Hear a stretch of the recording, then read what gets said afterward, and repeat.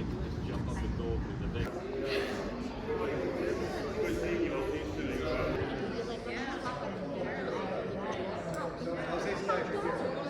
You can do your own. Call this meeting to order. Hello, good evening.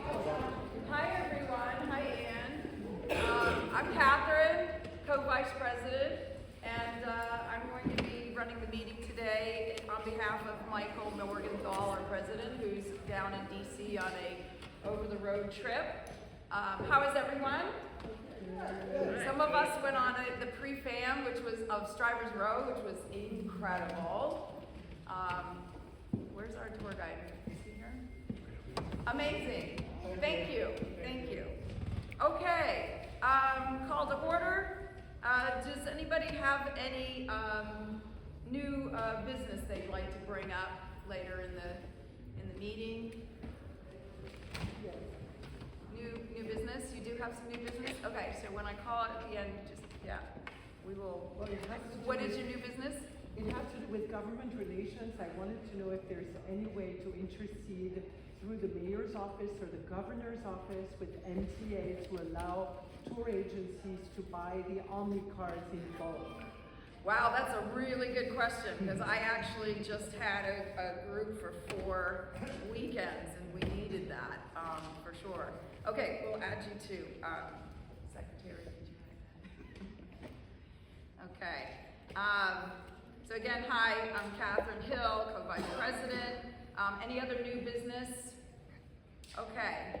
I'd like to also call for the approval of the agenda. Are we good? Approve? Second. Thank you. Okay. So I've got the president's report, Michael's report, that I'm going to read to you. Also, please silence your cell phones. As always, red badge guests, we're happy to have you here, but you cannot address the meeting, you cannot vote. Green badges, you can speak at the meeting and vote. Blue badges, you are part of our new emeritus membership level. You can speak but not vote. If you want to speak or ask questions, please stand and say your full name. Okay. So good evening, GANYC, and all our wonderful guests. As I said, GANYC President Michael Morgenthau sends his regards, and he is in a tour in Washington, D.C. We are honored to be in such a historic venue here in Harlem. Thank you to the Saint James Presbyterian Church for hosting us. Happy Pride Month. Happy Father's Day to our GANYC fathers. We're also happy to welcome North American Federation of Tourist Guide Association, NFTGA, President, longtime GANYC member Jim Carr to our meeting. Welcome home, Jim. Where are you, Jim? Oh. Okay, so sustainable growth for GANYC. Since the beginning of the year, GANYC board has been discussing how to manage GANYC's growth sustainability. We are thrilled to currently have 382 active GANYC members. Give us a, let's give ourselves a How many people are new members in the last year? Hi, hello, welcome. We're happy to see you. We're glad you're part of our organization. We're basically back to our pre-COVID numbers, but as we approach 400 members, that creates some of its own challenges. We have started taking steps to manage the next phase of our growth more sustainably. As we've been saying in our rebranding meetings, GANYC is 52 years old, and it is time for us to grow up. At our May 2026 meeting, the GANYC board passed a resolution requiring that all permanent standing GANYC committees are to have co-chairs now, or chair or vice chair. This resolution also mandates that no GANYC member can be the chair or co-chair, vice chair of more than one committee at a time. Committees must have co-vice chairs nominated for the board consideration by the August board meeting when they submit their budgets. All committee chairs were notified of this change this week. The board made this change for several reasons. First, we want to ensure continuity on committees when the current chair decides to step down, and as has happened a few times this year. this year. Several of our committee chairs have held those titles for many years, and while we would love for them to stay in their positions forever, in the coming years, many will decide to step down. With a co-vice chair in place, these transitions will be more seamless. Second, as we have grown in numbers and our finances have stabilized, we can do more to serve you, our members, with 2 people in leadership positions of each committee. Currently, some things fall through the cracks just because there is so much going on. With 2 leaders on each committee, we can ensure that we do more for our members. And I can tell you, as the chair of rebranding GANYC, having my co-chair Cherie has been amazing because you collaborate. You have things to, bounce off your partner. It is like a partnership in a way. Lastly, we have had a lot of new members join in our recent years, and this is a way to groom the next generation of GANYC leaders. All committee chairs have been urged to think out of the box when nominating someone to be the co-vice chair of their committees, to give newer and younger members a chance to step into GANYC leadership shoes. We are about 2 months from the budget planning for 2026-2027 season. As our membership numbers have strengthened, so has GANYC's financial situation. We are on track to finish the year with the largest surplus since before COVID.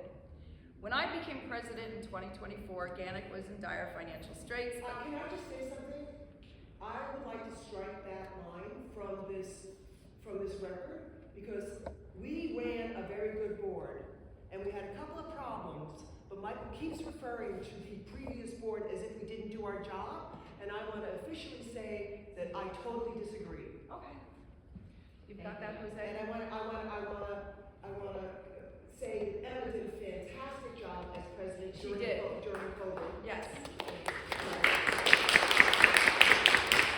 And I will address Michael myself personally, but as a member of the former board, I totally disagree with what he's saying here. Okay. Thank you for saying that. Where was I? And yes, Emma did an amazing job as president. During COVID, she and the board got us through a lot, which was very hard times.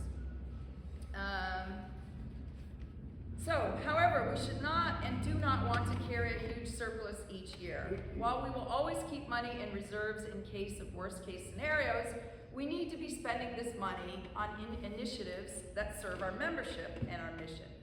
The board's first priority will continue to be managing our finances in a sound and responsible way. But now that our finances have stabilized, we can start the increase of spending on projects and initiatives that will benefit the membership. Each committee should start thinking about wish lists, initiatives for coming fiscal year, and what those costs will be. Many of you serve on our committees, and we want each committee to start thinking about ways to increase benefits to our membership and what that would cost. Survey results. Thank you to the 32 members who responded to our tour revenue survey that was sent out last weekend. While we need to get quick results for the interview that Mike and Secretary Jose and Rodales conducted with the Japanese newspaper Asahi Shimbun last week, please fill out the survey when you have a chance so we have a fuller understanding of where our members and our industry stands in these unstable times. The survey has been pinned to the top of the GANYC Facebook page, or you can find the email that was sent out on May 24th. But here's a snapshot of the results from the survey. Since November 2024, GANYC members report the following. 73.5% of members report a decline in number of tours, with 44.1% reporting a significant decline. 64.7% report a decline in the number of guests, with the 38.2% noting a significant decline. 76% report cancellations from international groups and FIT travelers. 62% of members report a higher rate of cancellations for 2026 than 2025 across all categories. International, domestic, MICE, which is meetings and incentives, conventions and exhibitions, and travel agents and tour operators. 47% reported that the main reason for cancellations is the current political climate in the United States, while 15.6% said it was international perceptions of safety and security in the U.S., and 6.25% said it was due to high costs, although 31.25% said high costs were the top three reasons for cancellation.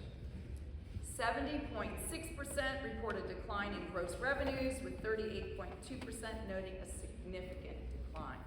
This will all be in the President's report that's going to be emailed out and posted on Facebook. 55% of members have increased tour prices or their hourly and day rates, while 7.6% have reduced prices and rates. 55% of those increased prices said that it had no effect on their bookings, while 40% said it resulted in reduced bookings. For those who reduced prices, 85.7% reported no change in bookings. Interesting. 74% of members report no change in bookings due to the American 250 celebrations, and 75% report no change due to the World Cup. Two more. 84% reported that no direct work for the World Cup or America 250 have been booked. 51.7% of respondents report they expect a decline in tours over the next 12 months, while 27.6% expect improvement. GANYC leadership is open to all ideas on how to address the challenges facing our industry. We don't pretend to have all the answers. The August 5th membership meeting at Greenwood Cemetery will feature our next open forum, so that will be a good chance to address some of these issues. But feel free to reach out to the board at board@ganyc.org or mike@president@ganyc.org if you'd like to discuss this prior to the meeting. Okay, World Cup updates. Even though the World Cup may not be yielding the bumper crop of work many of us had hoped for, it will still have an impact on your tours, especially moving around the city on match days. We wanted to make sure everyone was aware of the special traffic regulations that New York City has announced for the 8 match days, which are June 13, 16, 22, 25, 27, 30, July 5th, and 19. We have posted the full city plan to the members document site at the link, and you'll get these links. But here are the highlights. All of 42nd Street will be a bus and shuttle corridor. 5th and 6th Avenues between 42nd and 59th Street will also have 2 dedicated lanes, the rightmost lanes, as a bus and shuttle corridor. West 40th Street between 8th Avenue and 11th Avenue, and West 41st Street between 8th and 10th Avenues will be converted into bus and shuttle blocks. Access on these bus corridors and lanes will be limited to NJ Stadium shuttle buses and MTA local buses, as well as official World Cup affiliate vehicles and emergency vehicles. The dedicated space on all 5 streets will begin 6 hours before local matches start up and up to 3 hours after the matches end. In addition, expect big changes at and around Penn Station on match days. 33rd Street between 6th and 8th Avenues, 2 vehicles, as well as 32nd Street between 6th Avenue and 7th Avenue will be closed to vehicles at least 6 hours before each match. Most streets will reopen soon after each match begins, and 33rd Street between 7th and 6th Avenues reopening 3 hours after each match concludes. The bottom line is to be prepared in advance and expect delays moving around the city. You can still stay up to date by signing up for emergency alerts, including traffic disruptions, by texting Notify NYC to 692-692. Okay, email scams. This is important. How many people are getting email scams? I'm getting them daily. Okay, because they're especially targeting treasurer, president, vice president, secretary. Thank you to the IT committee, thank you IT committee, for posting a guideline for how to spot scam emails, posting an official GANYC communications. This has now been posted to the members section of GANYC's website here. You'll get that link. If you receive a suspicious-looking email, check this site. Remember that official GANYC emails only come from GANYC.org domain or from GANYC at wildapricot.com. Okay, loss of 2 longtime New York City tour guides. GANYC wants to acknowledge the recent passing of 2 longtime New York City tour guides, Brooklyn Jim Acheta and Gabriel Levicki, both of whom died on May 15th. There is a memorial service planned for Jim Acheta on June 6th from 4 to 7 p.m. at Joseph G. Duffy Funeral Home, 255 9th Street, Brooklyn, New York. May their memories be a blessing.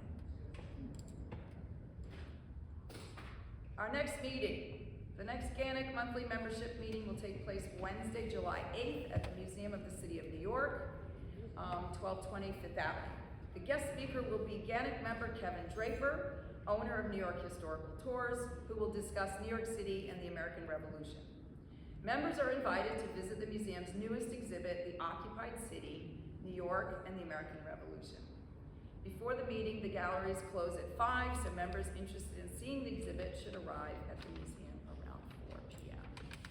And that is the conclusion of the President's report. Okay, Jim. I'd like to introduce the North American Federation of Tourist Guide Associations, NFTGA, our president, Jim Carr. Thank you. It's nice to be home. I was born on an island, Manhattan, and grew up in Manhattan and in Queens, Astoria, and did government service in Washington for almost 40 years, and started tour guiding. So I was the president of the DC Guild of Tour Guides, which is a very fine organization, as you all know. And now I'm the national president, and I'm sort of making the rounds of the different member associations. And as a native New Yorker, this is where I want to start. So I noticed walking over here, I saw a car with a Vermont license plate. I don't know if you know this, but once upon a time in New York City, you had a lot of New York City residents with Vermont license plates. There was no reciprocity. And I noticed that when I drove a cab in the city. And eventually, New York caught on and worked out an agreement with Vermont. So no more scofflaws with New Yorkers using Vermont license plates. So I do want to make a statement. The Knicks in 6. That's bold. Very Jalen bold. Brunson for president. Okay. Even though he's originally from across the river in New Jersey, we'll let that go. I'm glad that you mentioned the World Cup, because we have associations in Mexico City and Vancouver that are hosting the World Cup, and perhaps we could sort of speak with each other and see what's going on and what their experience is. So I want you to know that we're transitioning the National Federation of Tourist Guide Associations, the umbrella group, which includes cities like San Antonio, Chicago, Boston, Charleston, New York, of course, and we're moving in the direction of the North American Federation. So several months ago, I went down to Mexico City, met with their board and their association, and I'm not using hyperbole when I say that they were ecstatic about us reaching out to them.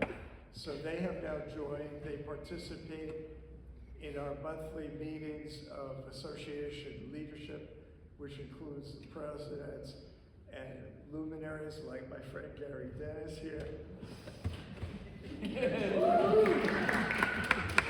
I'm waiting for a subway tour. And yeah, so they're really jazzed about the World Cup, so I'll be curious to see how it plays out in Mexico City. And for our monthly leadership meetings, obviously Mike Morgenthau or his designate participates, and of course Emma is now a VP and an official of the World Federation. She's going to talk about that in a couple of minutes. And I do want to mention that when my predecessor, Michael Dillinger, was president, he did initiate an updating of the National Federation website, which really needed a lot of work. And I promise you, we are taking steps to improve it, actually with some input and suggestions from GANYC and from Emma. So thank you, Emma. Recently, I attended an unbelievable conference, the American Alliance of Museums.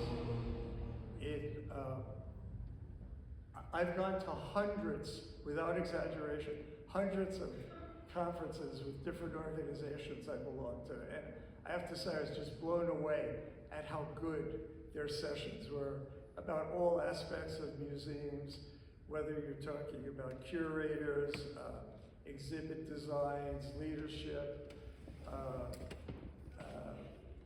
DEI. They deal with it all, and it's really an exciting conference. So we're thinking about the national, soon to be the North American Federation, doing a panel next year at the American Alliance of Museums Conference, which will be in Houston. And again, it's the umbrella group of all the museums in the United States. And we want to do a panel on museums and tour guide collaboration. Now, we know that some museums don't welcome tour guides, but others do. And our ultimate goal is to get the American Alliance of Museums to give us gratis admission to all of their member museums. Okay, so that's our goal. And I want to mention that, and I want to talk about this guy, T.J. Thomas Jefferson, an American 250, and on the back of the $2 bill, that famous Trumbull painting of the Committee of Five, Franklin, Adams, Sherman, and a guy named Robert Livingston. So I talked with Mike Morgenthau, and I'm hoping we can get someone from GANYC to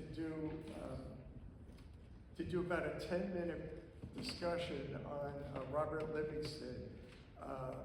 He played an important role, and of course he's the guy who swore in GW at Federal Hall, we know that.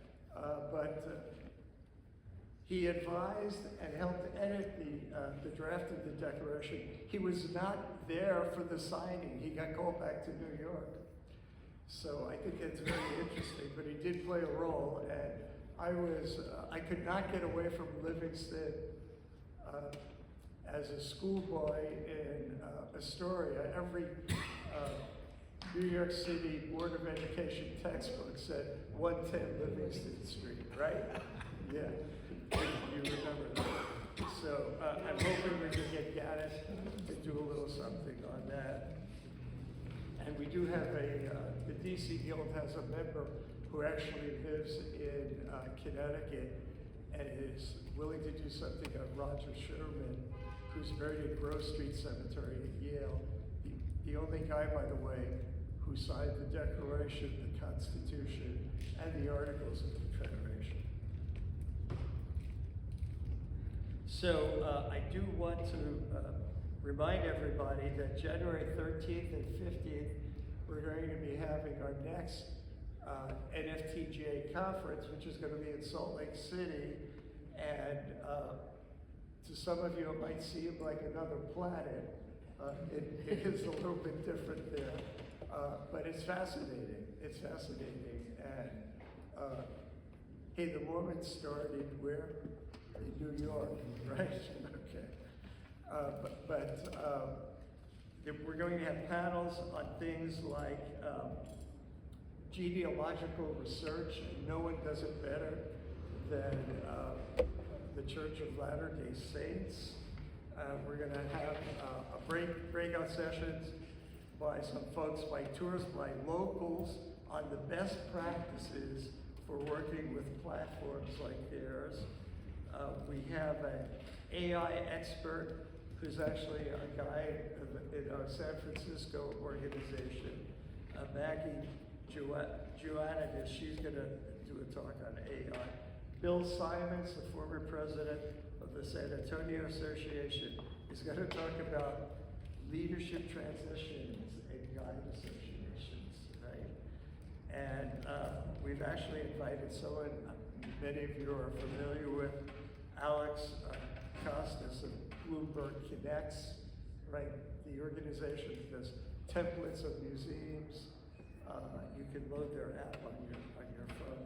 I was just at New York Historical before I came over here. They have a lot of Bloomberg Connects over there. Yeah, and I wanted to mention that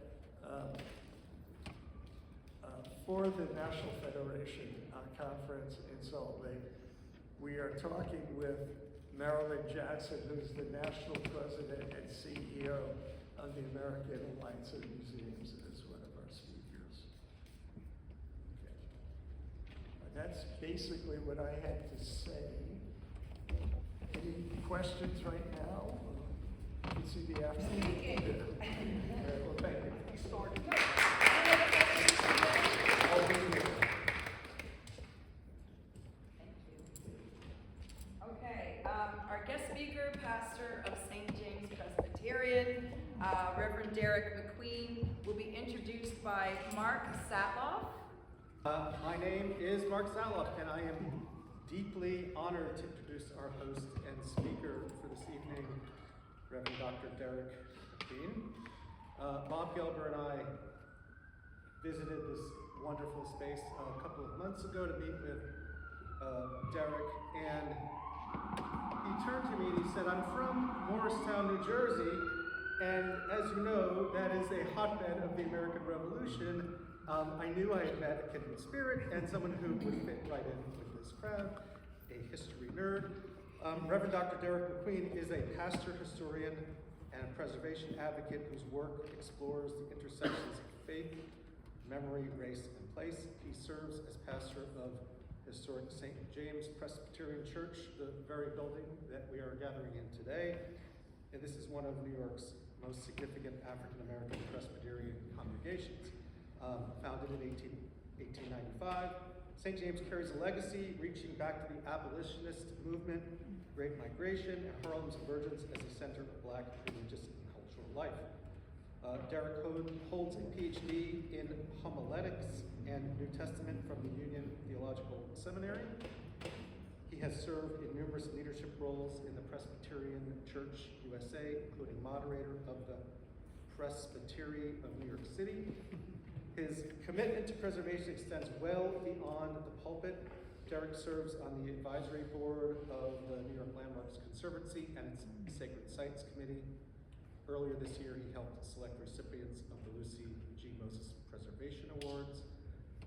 Before coming to New York, Derrick was a fellow with the National Historic Landmarks Program in Cape May, New Jersey.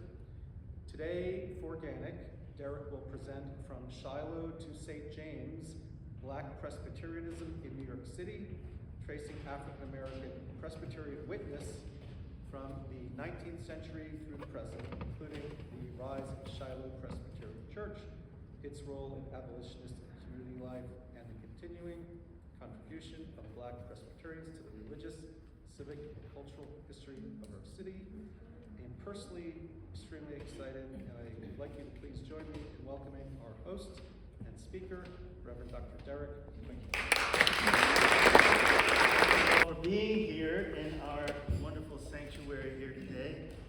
thinking about how to put this together, and I said, well, this is a bunch of people that know this city, so I want you to imagine the spaces that I'm going to take you through as I bring forth this presentation. But first, saying it is a joy and an honor to be with you. As both a pastor and a preservationist, I have spent much of my life thinking about buildings. I have advocated for them, fought to save them, helped congregations imagine futures for them, and sat through countless conversations about stone, stained glass, deferred maintenance, architectural significance, and landmark designation, which the Presbyterian Church USA is not that fond of. Yet the older I become, the more I find myself asking a different question. What exactly are we preserving? Certainly buildings matter because they hold memory. They shape communities. They anchor us in a city that changes at a breathtaking pace.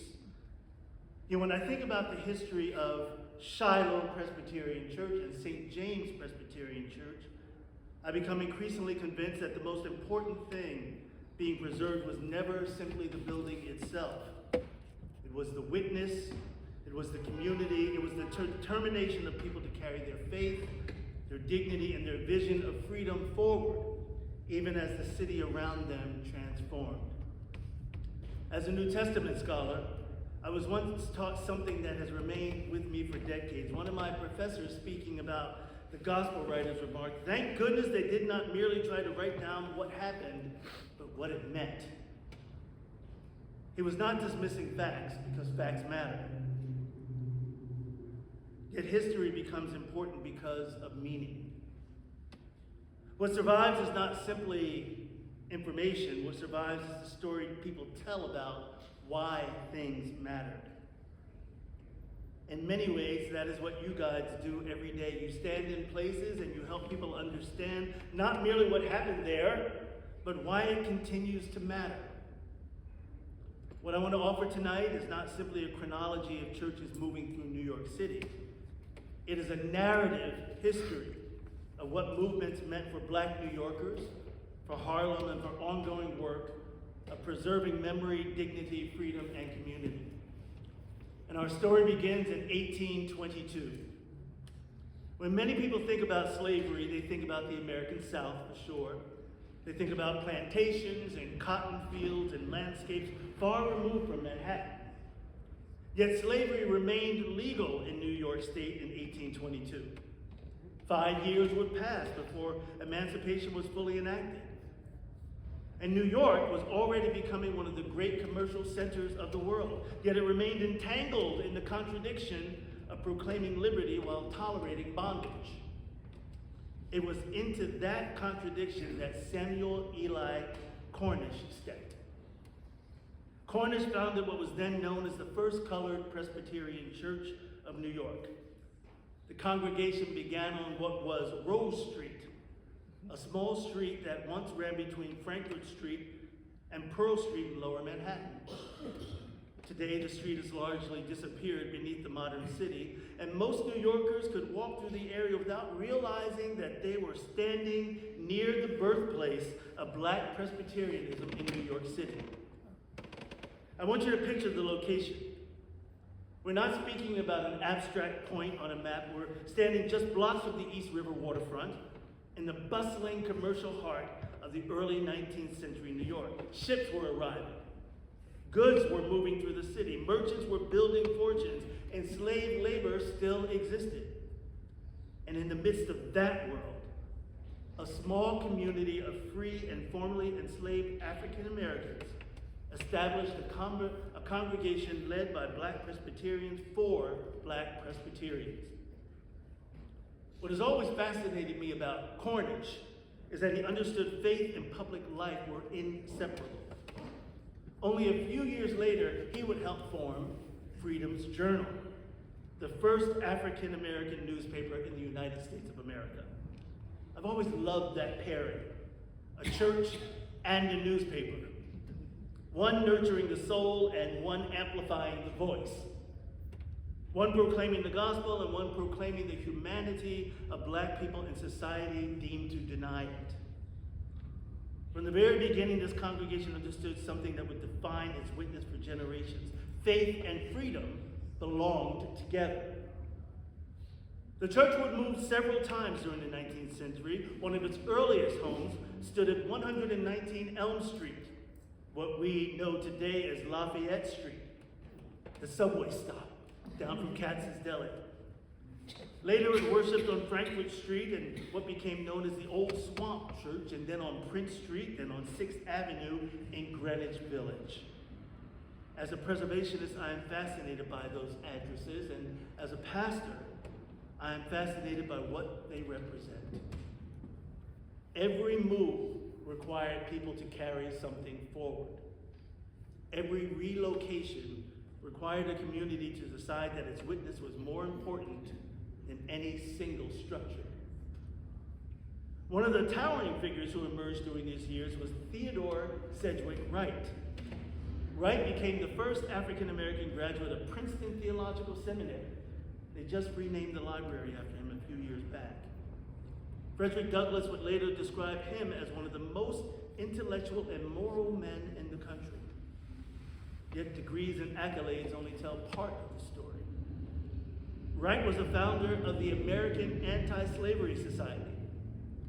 He worked throughout the New York Vigilance Committee. He participated in Underground Railroad activity. His faith was never confined to private belief. His theology demanded public action. One of the most fascinating surviving locations connected to Wright remains standing today at 235 West Broadway. If you walk through that part of Lower Manhattan today, moving among restaurants, retail shops, and the rhythms of contemporary New York, you may pass a Todd Snyder store. It's now Todd Snyder Liquor Store. He added that name without giving it a second thought. Yet that building is connected to Theodore Sedgwick Wright. Whenever I stand near it, I find myself imagining another century, imagining freedom seekers arriving quietly in the darkness where he hid them. Imagine whispered conversations, formerly enslaved men and women finding refuge within the walls associated with one of the great abolitionist leaders of the 19th century. We cannot know every story that unfolded there, yet we know the character of the man who lived there. We know the work to which he devoted his life, and suddenly the building becomes more than architecture. It becomes a moral landscape, and it has a portrait of him on the counter. So suddenly, Shiloh is no longer a neighborhood church. It is a congregation helping to shape the nation itself. And then, in one of history's ironies, the church that survived slavery, abolition, and civil war faced a different threat. In one of history's ironies, the church that had survived this was dissolved in 1891. Officially, the reasons involved debt and finances from the Presbytery of New York City. A congregation that had shaped black religious life in New York for nearly 70 years found itself judged incapable of continuing. Yet many historians, church leaders, and descendants of that tradition have long questioned whether the story is really that simple, especially when we look at the history that it was just done of the First Presbyterian Church of New York City. The 19th century was filled with white congregations carrying debt. Few faced the fate that befell Shiloh. Whether one interprets the dissolution primarily through finances or race, paternalism, or some combination of all three, the result was the same. One of the most important black congregations in New York City disappeared, or so it seemed. This is where another remarkable figure enters the story. Props now. This gentleman is Pierce Butler Tompkins, who was born in South Carolina and educated at Lincoln University before arriving to study at Union Theological Seminary in 1891. While in New York, he became connected to Shiloh Presbyterian during his final years, and what he witnessed there would shape the rest of his life. And most people who confronted with closure of an institution assume that the story is over. Tompkins did not. He looked at the remaining members of Shiloh and saw something different. He saw what he called and what the Presbyterians recognized as a remnant. And he understood enough Presbyterian polity to argue that if a faithful remnant of the congregation remained, then the witness itself remained. The building might be gone, but the institution might have been dissolved, but the people remained. And if the people remained, then the possibility of resurrection remained. For 4 years, Tompkins petitioned, organized, negotiated, and persisted. I often wondered what sustained him during those years. The easier path would have been to walk away. New York was changing rapidly. Other churches existed. Other opportunities could have been pursued. Yet, Tompkins understood that something larger was at stake. The disappearance of Shiloh would mean the disappearance of Black Presbyterian witness from Manhattan in New York City, and he refused to allow that to happen. And so in 1895, a new congregation was officially recognized. Its first gathering took place at the Oddfellows Hall at 108 West 32nd Street. I enjoy sharing this part of the story because it reminds us how history hides in plain sight, right? If you visit that address today, you will find Essa Bagel. Thousands of people pass through that location every year. Many arrive from Penn Station a few blocks away. They stop for breakfast, meet friends, continue on to work, and never realize they are standing where Saint James Presbyterian Church was born. Whenever I pass that site, I find myself imagining the first gathering, the hopes that filled the room, the fears that lingered. What did it feel like to be part of a community attempting to begin again after losing so much? History often records dates and decisions. Narrative history asks us to consider what those moments meant to the people who lived them. This new colored Presbyterian Church of New York City, the congregation decided to name Saint James Presbyterian Church. It was often said that Saint James was not a replacement for Shiloh. It was Shiloh resurrected. The resurrection of Saint James did not occur apart from the larger movements transforming New York City. As the 19th century gave way to the 20th, Black New Yorkers were moving, adapting, and building communities. The city itself was changing. Neighborhoods were changing. Economic opportunities appeared in some places and disappeared in others. Like many Black institutions, St. James found itself moving northward. One of the places through which the congregation passed was San Juan Hill. Today, many New Yorkers know San Juan Hill primarily through the story of Lincoln Center and urban renewal. Yet long before Robert Moses and long before Lincoln Center, San Juan Hill was home to a vibrant Black community. Churches, businesses, musicians, laborers, families, and civic organizations.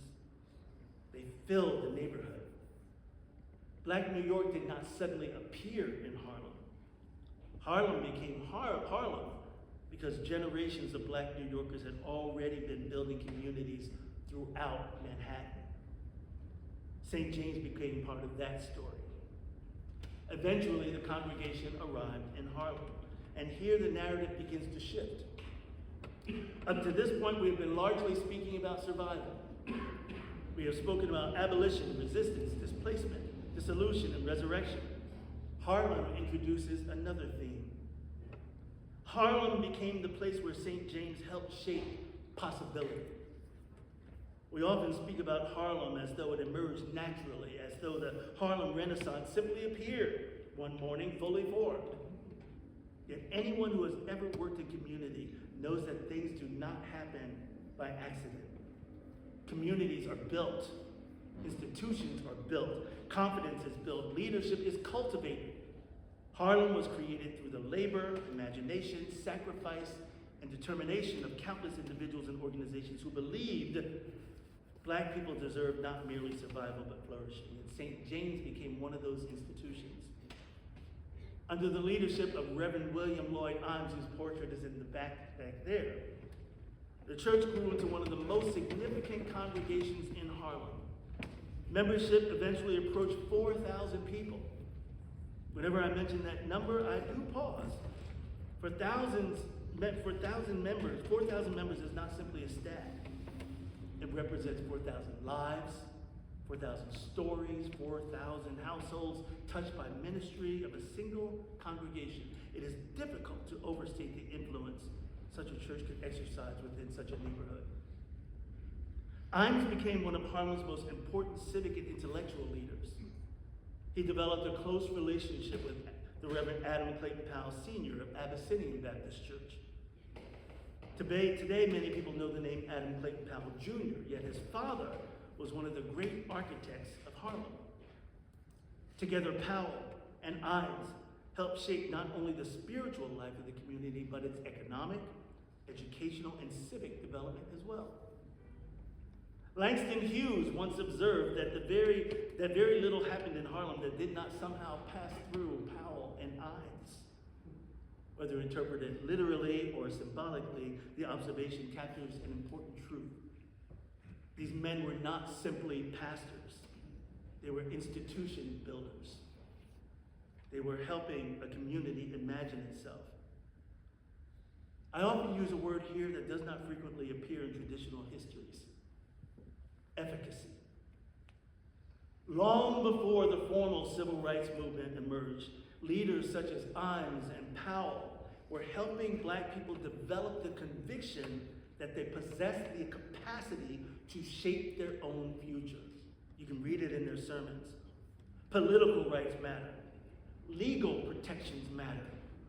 Yet communities must also believe they can organize, lead, build, own property, educate their children, create institutions, and transform neighborhoods.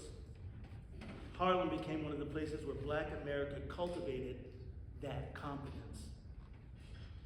This is one of the reasons why I believe churches must be understood differently within Black history.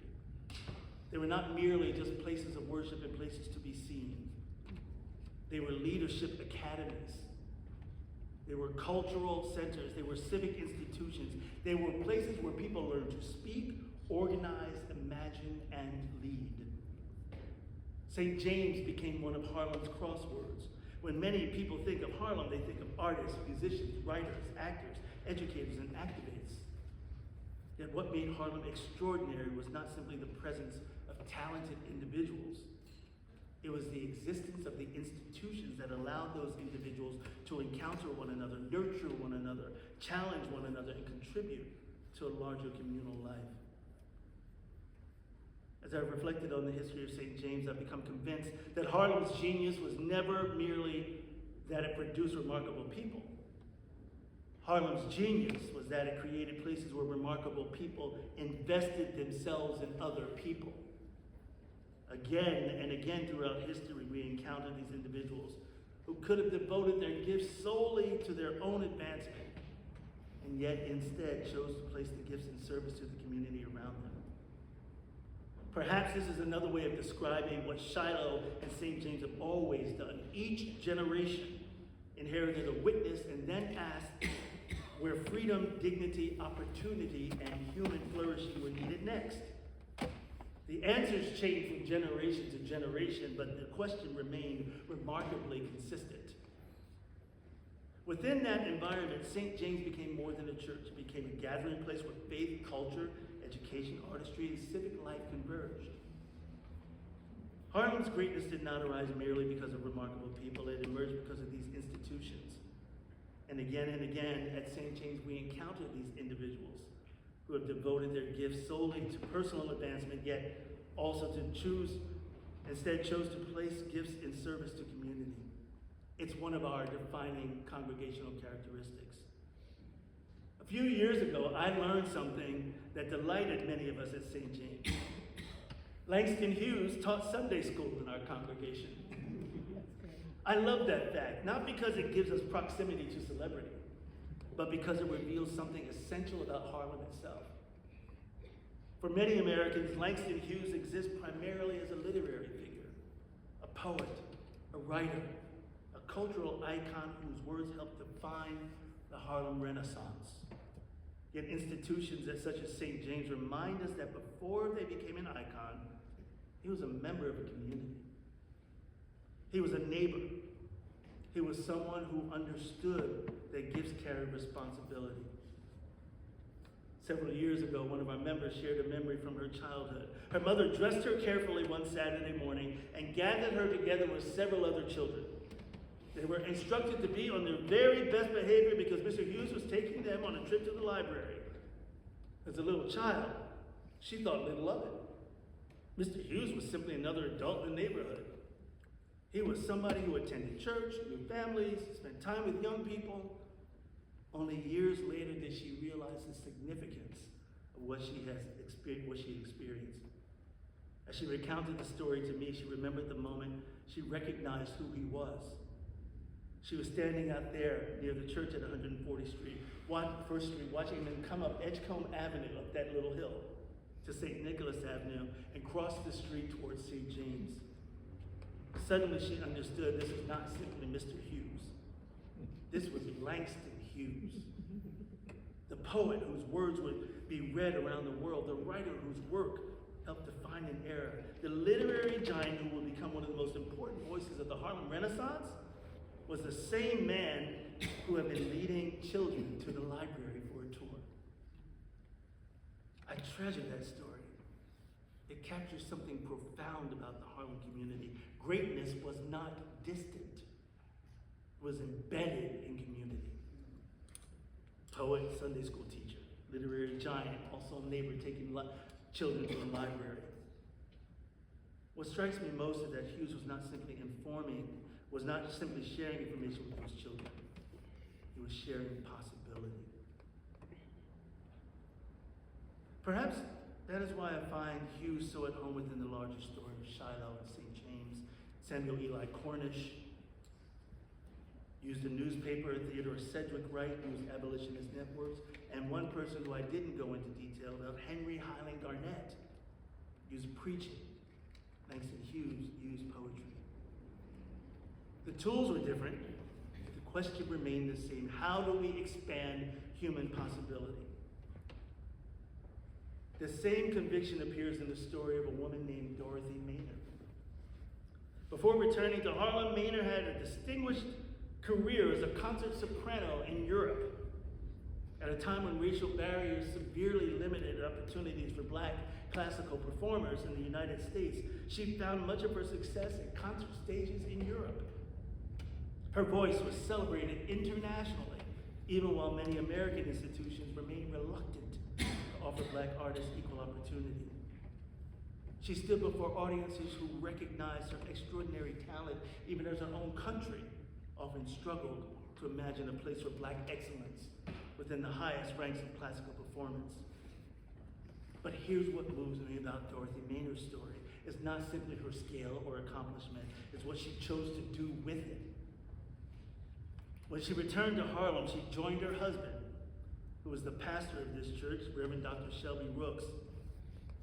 She could have easily devoted herself entirely to her own career and legacy. She already had achieved distinction. She had already earned international recognition, demonstrating her gifts from some of the world's greatest stations. Yet she returned carrying a vision larger than personal success. Maynard understood firsthand how difficult it would be for talented young people to gain access to training, professional mentorship, and creative opportunity. She knew that talent existed throughout Harlem. What was often missing was access, opportunity, and encouragement. The belief that a child from Harlem belonged in the worlds of music, dance, theater, and visual art, and even if they never stayed in it, what those arts did to train people. So out of that vision came the Harlem School of the Arts next door. Many people know it today as one of the most important cultural institutions.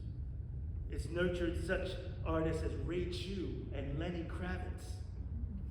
And when I hear those names, I find myself thinking less about celebrity and more about them as children. They remind us that what Dorothy Maynard saw in Harlem was not fame waiting to happen, but gifts waiting to be cultivated. The institution she helped launch remains a testament to what can happen when community chooses to invest in its young people. What fewer people realize is that the beginnings can be traced to the community house and the gymnasium downstairs of Saint James Presbyterian Church. I find myself reflecting on what it means that an internationally celebrated soprano returned from the great concert halls of Europe and helped launch an institution from a church gymnasium in Harlem. Something profoundly beautiful about that image. The world had recognized her gifts. She returned home to use those gifts to expand the horizons of others. Again, I find myself hearing the same question that has echoed throughout history. Where is liberation needed now?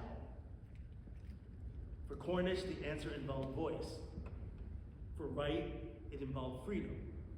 For Henry Highland Garnet, a controversial figure you should look to, the answer involved resistance. For Hughes, the answer involved imagination. For Maynard, the answer involved access. I think about Dorothy Maynard, reminded that institutions are at their best when they become bridges between generations. The Harlem School of the Arts was never about just producing artists, but finding gifts in young people that mattered. Imagine futures larger than the limitations society placed before them, about teaching them excellence, that it belonged to them as much as anyone else. And that same spirit, it appears in another remarkable figure connected to this congregation. A woman who deserves to be spoken more often whenever the story of Harlem and Broadway is told, and her name is Linda Twine. Many members of Saint James simply knew Linda as an extraordinary choir director. She has tons of handwritten music downstairs. Yet beyond the walls of this church, she was quietly making history. Linda Twine became the first African-American woman to conduct a Broadway orchestra. She started her career with The Wiz, did things like Lena Horne, The Lady in Her Music, Big River, and eventually closed her career retired on the first production of The Color Purple. Her accomplishments placed her among the most significant musical directors and conductors of her generation. And once again, what I love about Linda's story is that it reminds us how often greatness resides within community. Just a side note, she worked with our young people several years ago with Christmas and Easter speeches.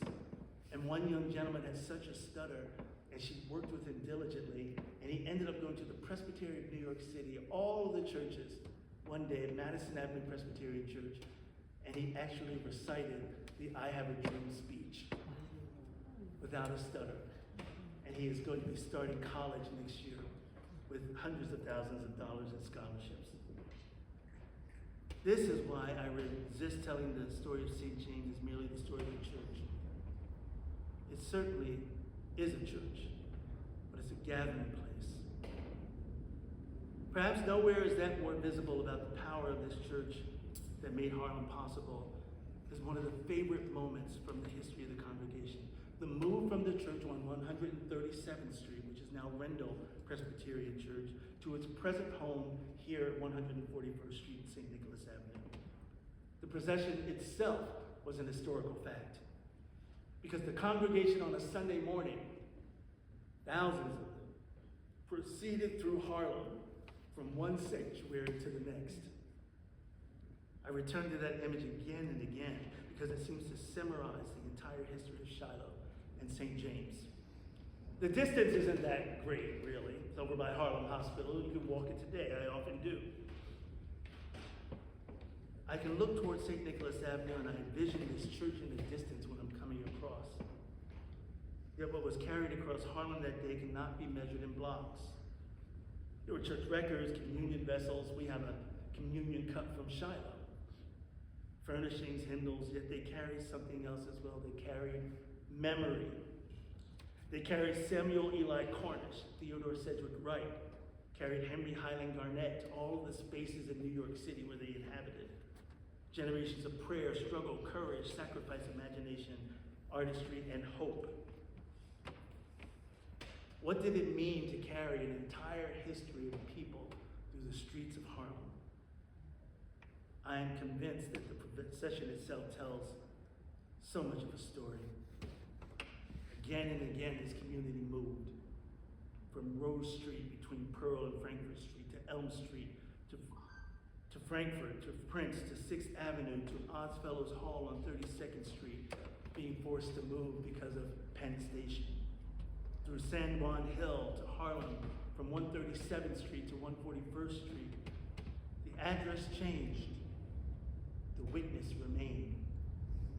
In many ways, the procession was more than relocation. It was declaration that witness would continue, much like our buddy back here, Tompkins. Yet, before we leave that procession behind, let's pause for a moment at its destination.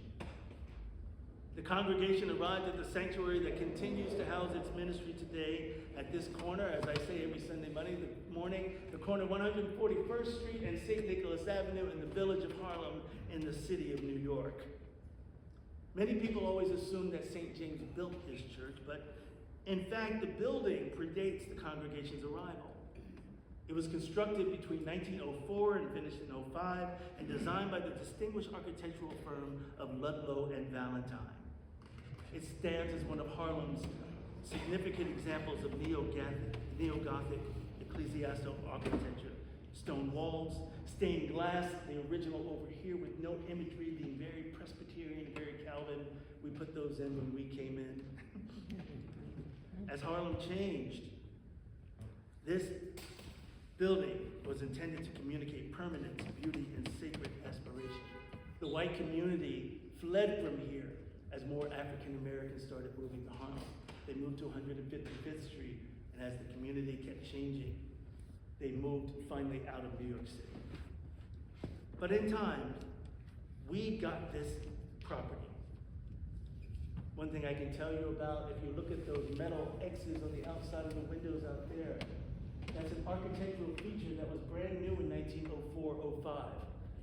But it was meant to prevent them having to build flying buttresses, which is why there are no columns that go all the way up and down from the roof to the ceiling. That's an architectural feature of this building. So, we came here in 1927. Harlem changed, the building remained, and the witness grew. We acquired this property and bought it outright. And something deeply moving about this is that when we bought this particular church, we did not give that building back to the presbytery. We refused to allow them to take that building and tear it down unless there was another African American mission or church that was founded in Harlem. Members from here went over and said, we will go, we'll start a church, and named it after one of the presidents of Lincoln University. We also started a church in the Bronx. St. Augustine Presbyterian Church came from this community. As blacks were moving to the Bronx, we were told them, leave St. James and start a witness in the Bronx as well. Institutions, healthy institutions, do not merely survive. They generate life beyond themselves. So the same question confronts our congregation today. Where is liberation needed now?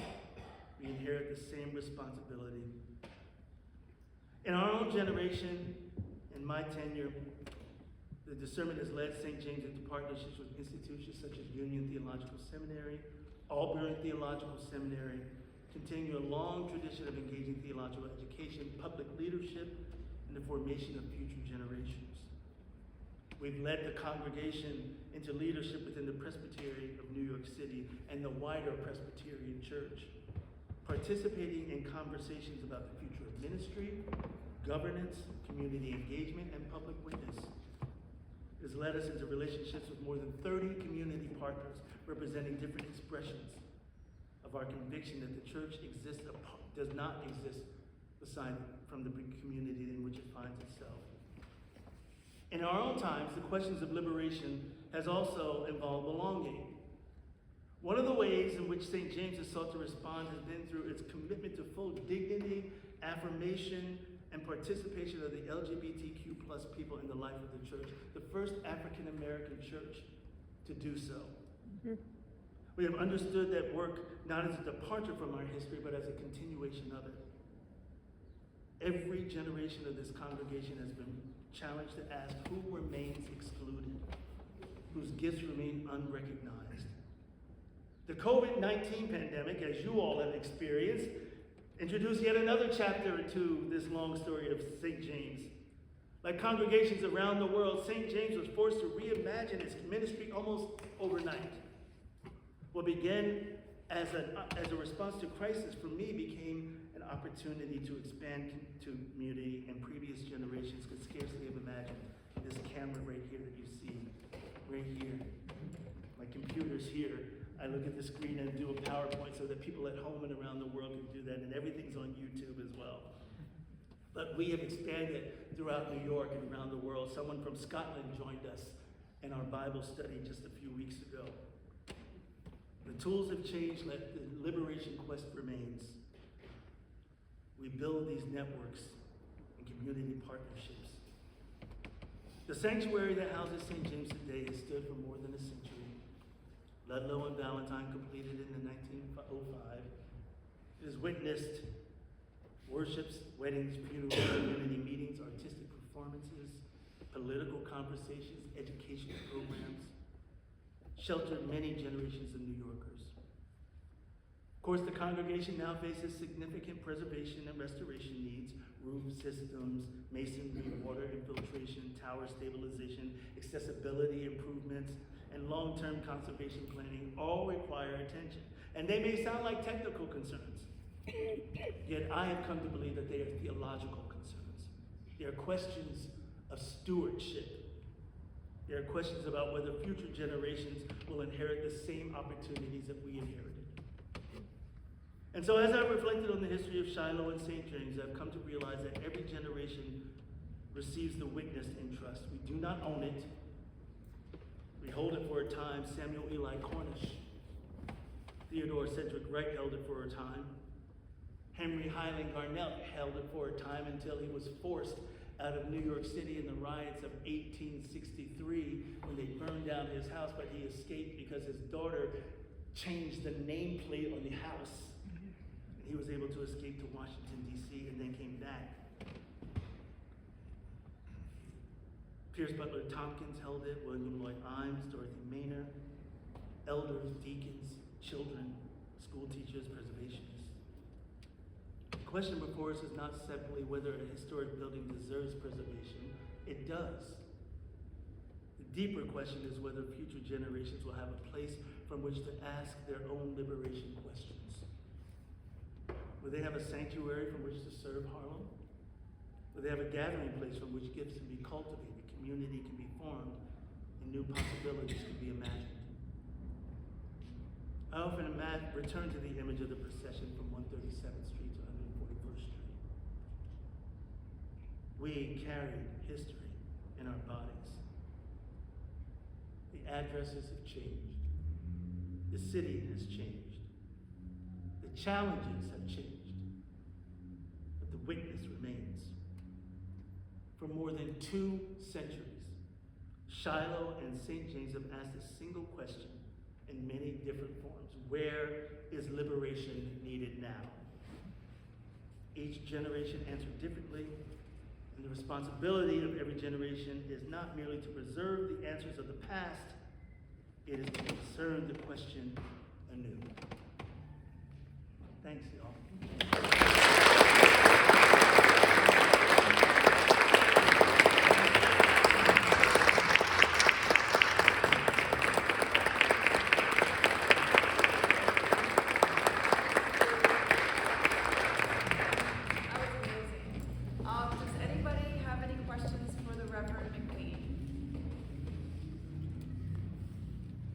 At the beginning of your speech, Stand up, please. Andrew Newman, wonderful speech, thank you very much, learned a lot. I was curious, you mentioned some of the reservations about the landmarks preservation law. I wonder if you could expand a little bit about some of the challenges with The that. Presbyterian Church holds all of their property in trust. The National Church holds all of their property in trust. And when they had the large argument about whether or not to ordain LGBTQ plus persons, there was a massive split in the church and people wanted to take their property. So they reinforced the idea that the property belongs to the congregation, to the Presbyterian Church itself. And that therefore also speaks to preservation issues, as we know with the Center at West Park. And the Church at West Park is a really big, which for me, I became one of the person non grata in the Presbytery because I was on the board of the Art Center, struggling to save that beautiful red stone building, that red sandstone building. And we don't want to lose the ability to make determinations for our own buildings. and it's all throughout the country. So when you have National Historic Preservation, everybody thinks that you are being held back from being the stewards of your property, when in fact, my personal philosophy is that the community has fed us for so long in these historic properties. We are also beholden to the communities. And not to mention all the funding that's available once you do the designation, but nobody wants to lose the power of holding on to it. It's the privilege thing. Thank you. To be honest. No, thank you. So, McDermott, just wondering, what's your relationship with the churches in Bedford-Stuyvesant Center in Brooklyn? Like, there's a whole bunch of Presbyterian churches all over New York, so. The Presbyterian New York City has 88 churches, and so we're all connected. Presbyterianism is supposed to be the connectional church, so we're all in this thing together. We try to be, but we're all struggling. Everybody's struggling. Mainline denominations are declining, and I'm trying to find the opportunity in that, and thinking about what are the opportunities that we have, especially with all these great properties and all of these great histories with all these properties as well. So I'm in constant conversation with all of our churches, Staten Island, Bronx, Brooklyn, Queens, Manhattan, all over the place. Yeah. Yes. Hi, I'm a Guest-Consales. My question is two parts. What was the denomination of the congregation that was here before the Presbyterian Church moved in? And why did you select this specific building, this specific location? It was Presbyterian. It was a Presbyterian church, and that we knew that it was going to be empty, and that we were overflowing at Shiloh. So we said, why don't we just take that one? And actually, the building where Harlem School of the Arts is, and even so far as Harlem Academy, this was all our property. And in the 1930s and 40s, next door was a tennis court, because it was thought that that kind of activity was very affluent in upper-class African-American communities, was to have tennis, teach your children how to play tennis. So that was one of the major enterprises as well. But right before, leading into that, yes. Hi, Jason Stein. Any involvement with interfaith services or synagogue? I am a co-ritualist with Lab Shul, which is a Jewish congregation, and we've actually did Simchat Torah on the steps of this church where they opened up the entire Torah, and everybody from Harlem came out and were picking out words with the Torah as we were doing that. And I work with them very closely. And I work with Lab Shul. I do a lot of interfaith and multi-faith work, and it's also the work that I did as the board chair and board member of Auburn Theological Seminary. So I'm very involved in multi-faith understandings. We actually did a wonderful study where it ended up being a spoken word Messiah, but we did it through studying the text of Isaiah with our Jewish friends and many of the other Presbyterian friends that are in my Bible study, and they used that to form and make this Messiah, this spoken Messiah thing, with the classical quartet as well. So there's lots of interfaith work that we do. Yes. Oh, okay. Hi, Gary Dennis, New York City tour guide. And my question is about the organ. Is the organ what kind is it? It's an SD organ. Okay. Is it still playable? It needs some work, and it needs to be evaluated for about $50,000 in order to do that.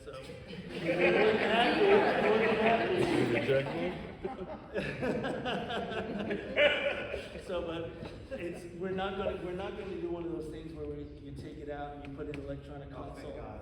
No, that's just sort of a travesty. Yeah, So we're holding out on that. It's a respected brand. I mean, Yeah. Oh, I called the museum up in Vermont, and they had a catalog as one of theirs, and it actually came from Montclair, New Jersey, from a white church that was getting rid of its organ, and they worked with this black church to bring that organ from New Jersey over here. You should also contact the New York City NYC organ group that mostly focuses on theater organs, but they also list and will assist in church organs. That's good to know. And it's funny because when you go online, when you used to go online and look up Saint James, the first thing that came up was a page about the organ. Any other questions for the Reverend? Well, I want to thank you so much for hosting us. Are the committee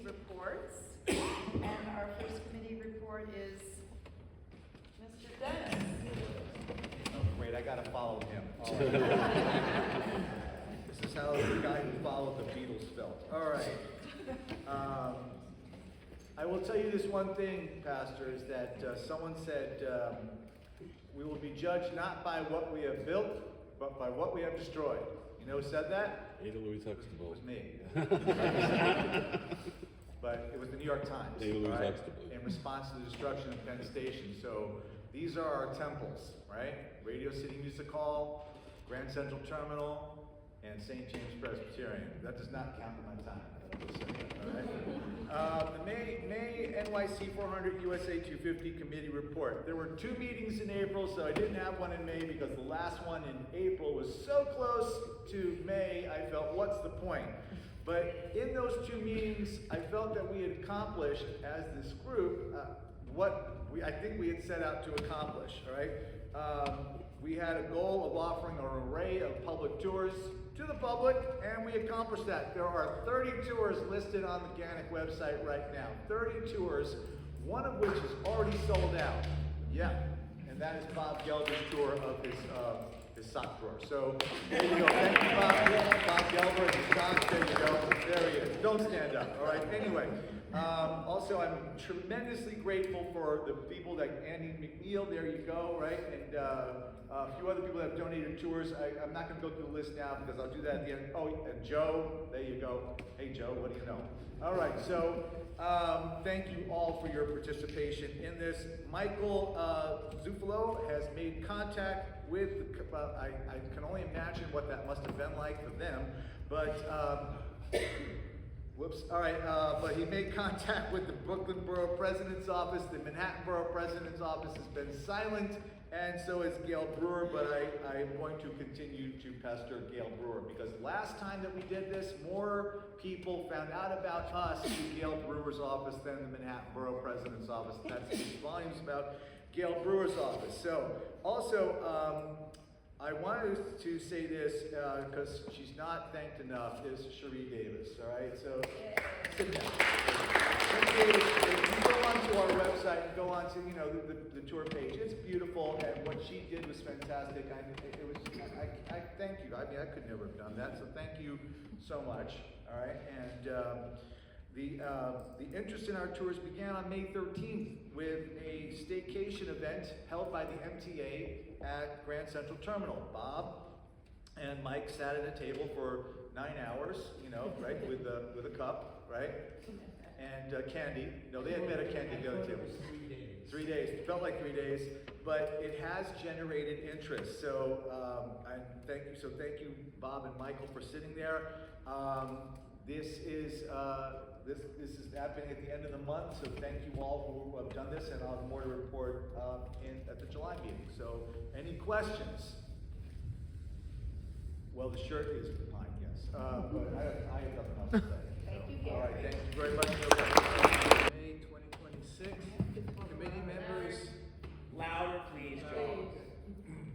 Committee members Maggie Brown, Glenn Craig, Tony DeCente, Bob Gelber, John Henke, James Hoffman, Ann McDermott, Vince Meehan, Susan Reisman, Rose Shmavonian, Daria Walcott, Jeremy Wilcox, Robert Shue. The new members were welcomed at the door at the last May meeting by Ann McDermott and Glenn Craig. This month, in the month of May, 9 people were interviewed and 9 people joined the membership.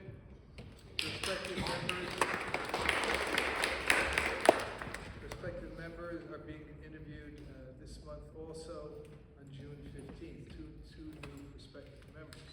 Events organized by the membership committee on 5/6. Post-membership meeting was held at Stonewall. The gathering was at Judy Z's on Carmine Street and attended by about 25 members. On 5/12, we had a networking event at Clinton Hall. Thank you, Cherie Davis. She's the one that introduced us to that. Extremely well attended, lots of new people and interaction. However, the food was not sufficient for our budget of $500. Upcoming events include a new membership orientation meeting on September 23rd, 2026 at Pier 57. and there will be ad hoc gatherings out of doors this summer, dates to be determined. Thank you, Joe. He's a civil engineer, and he's worked on the Williamsburg Bridge. Does fantastic tours of downtown. So I just want to hold up this flag, and I want to thank Gary Dennis for telling me, for showing me that this is the thing to do when you're leading a group of people around, because this is the color of the Knicks. So we can thank the Dutch West India Company for giving us orange and blue, and it's also the color of the Mets and the Staten Island Ferries. So thank you, Gary, for that. And I just want to make an announcement. So today we were just, we were getting ready for the meeting and doing a report, and we were chatting, and Jeremy and Emma and I were chatting about, so what have we done? Since February, I couldn't get the data for January, but since February, we've brought in 24 new members. 24 new members, which represents $4,320 in GANYC's coffers. So I am asking for a raise the next time we have a networking meeting, so that doesn't happen again. Because, whatever, prices have gone up and food has gone up. And if you want to join the membership committee, our job is we welcome people in, we interview people, and we organize events. And Glenn Craig, who's recently joined, he's an event planner, so hopefully he'll be able to help us do more of that. We like to do events after the meeting. Where are we going tonight, Tony? Tony DeSantis? It's called Ante Bistro. Ante Bistro, right down the block from where Mark did the fabulous tour this afternoon. So join us if you want. This is a relationship business. So the more people you know, the more schmoozing you do, the better off you'll be. I think I can testify myself that I like to schmooze. What can I say? All right, thank you, Gary. I love that talk, and a line that stood in my mind was greatness is embedded in community. And so I always read the names of the education members because they are great. Bob Gelber, Jeremy Wilcox, John Semlock, Lisa Puccio, Susan Burbaum, Eileen Brock, Mark Capitano, Sarah McGrath, Suzanne Reisman, Lee Hallenby, and our board liaison, Dario Walcott, right over there. We are contributing to the celebrations. We're going to be joining, so many of our members are joining the 250 on this 27th and the 28th of public tours. But in return, they're also doing tours for GANYC members. So if and I'll read what has been happening this month. We had a night photography tour of Lower Manhattan with Stanley O'Connor just in June 2nd. And we are having a grand apartment buildings of the Upper West Side with Amy Cook. And on the 10th, I haven't organized anything for a while, but I was just dropping by the Gray Gallery, or now it's called the Museum of NYU, and they have a Declaration of Independence long trail to liberty. And we're going to be getting a curated tour of the exhibit. Up to 50 people can come. It's led by Joseph F. Newman. He's the head curator of the Berkeley collection. If you just put the Berkeley collection in, do a www, it'll come up. It is really worth it. And if you can't come that night, you can bring up to 10 members to that, 10 people to that exhibit without RSVPing. But it's only open to July 11th, and it's a jewel, so I'm just plugging that. Then on June 16th, Sewage, Sex, and Sickness in the 5 Points with our rat expert, Suzanne Reisman. And on the 20th, Fabulous Fountains of Midtown with Stephanie Arizon. And she did a talk, so you get to see her in person and get your book signed if you bought one. Then June 21st, Hamilton and Burr, The Rivalry That Changed America with Andrew Kirchner. June 22nd, Lower East Side Street Art Tour with Jeremy Wilcox. And June 23rd, after the Great Fire of 1776, townhouses, tenements, and towers with Joe Spalak, the audience right there. And the Revolutionary War Spy Tour with Jason Stein is here. And July 1st, Strange and Sensational Stories with Kat Scaglione, who is a graduate of the certification course, and the pre-meeting fam of the Occupied City at NCNY, Bob Gelber, and the fam. This is kind of exciting. Dominican Republic migration to New York City with Emilio Perez, a tour for Spanish speaking or Spanish learning. I'm a Spanish learning guide and I'm going. I think it's going to be great.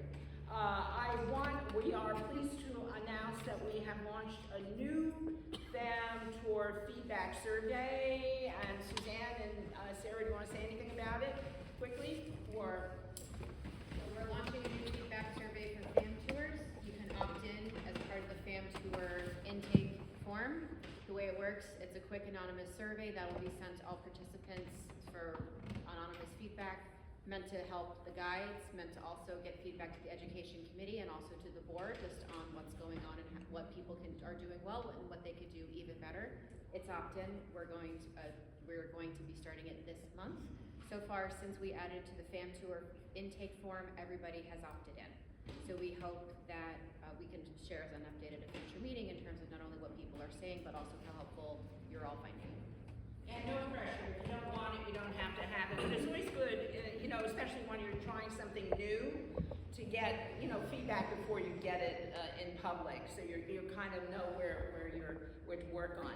So our next, I don't know how much time, do I have 38 seconds?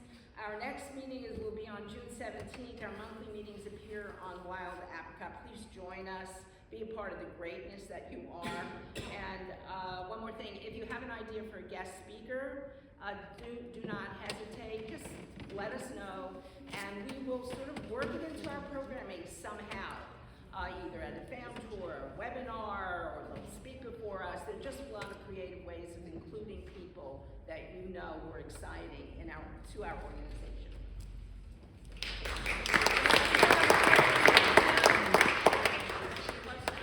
Will you please post some of those dates that are not sold out, as well as the one you recommended, the event? Oh yeah, they're all posted on the website. Okay. They're all on Wild Apricot. I think Can you post them on Facebook as well, just to remind people? Nina, It's always good to there's a have question. Okay, yeah, sure. Got questions? So, thank you. My name is David Felsen, I'm a new member. So I had a question about the fan tours, and maybe it's glaringly obviously and I'm missing it, but how does one propose fan tour? Oh yeah, I didn't get a chance to do it, but we have a link embedded in the website and under membership, Yeah. or where you can ask us and we'll send it to you. But you can just go into the website, click on the link, and it's really neat. It self-describes what you need to provide. And it's good for you too. The length of the tour, a little blurb about it. It doesn't have to be 5 pages. Like 100 words, 200 words, about it. So it'll tell you what to do. And I come to one of our meetings, that's another way of, you can test things out with us, beforehand. Hi, AJ Stevens. Could you clarify where the July meeting will be one more time? I think it's the Museum City Tour. Thank you. And Bob would have the details for that probably. Thank you, Nina. So, first of all, I think someone had a question. Is that something we do at the end about the knocking cards? Yeah. Yeah, we're gonna do that. Just wanted to turn that real quick. So this is going to be slightly non-linear, so bear with me here. But just some quick updates. We now have live meetings. If anyone wants to join the committee, it's going to be every second Sunday at 7 p.m. Virtually. What's that? I'm sorry, second Tuesday virtually, and it's on Wild Apricot. If anybody wants to join us, pretty much. We also have a WhatsApp group, so that's pretty exciting as well. Just some updates from last time. I think I mentioned in the last meeting that there was a bill being proposed to establish an outreach and education program to create awareness of common scams targeting and impacting tourists. We sent out an email to the prime sponsor asking for them to include information specifically about sightseeing guides. And after we sent that email, they actually changed the language of the bill for sightseeing guides and also information about pedicabs and rates and carriages and all that other stuff. So they did actually change the bill. It was passed, so it was implemented.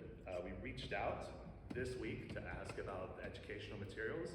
They've already produced it in time for World Cup, but they'll be producing more in the future. So they're gonna send those materials, we're gonna review it, and according to the bill, at least on their website, they're gonna update it every year for December 1st. So it's gonna be an ongoing thing that you can refer to if you like. Some other news, we met with a representative, with Harvey Epstein. Thanks to Jared. Jared is here, right? Yeah, thanks to Jared for reaching out and helped set up a meeting with his representative. I think it went pretty well. We met with Christina as well. We kind of went over a few issues. Basically, we went over a revision, a potential revision of the administration code for tour guides. We went over stronger enforcement of licenses. We kind of, throughout the thing, talked about regulation for pedicabs and battery park ticket sellers. And towards the end, we advocated for a New York City specific tourism agency or committee towards the end of that. The representative's gonna go back to the council member and talk to him and kind of go over it. But I think the response was pretty positive. Would you agree, Christina?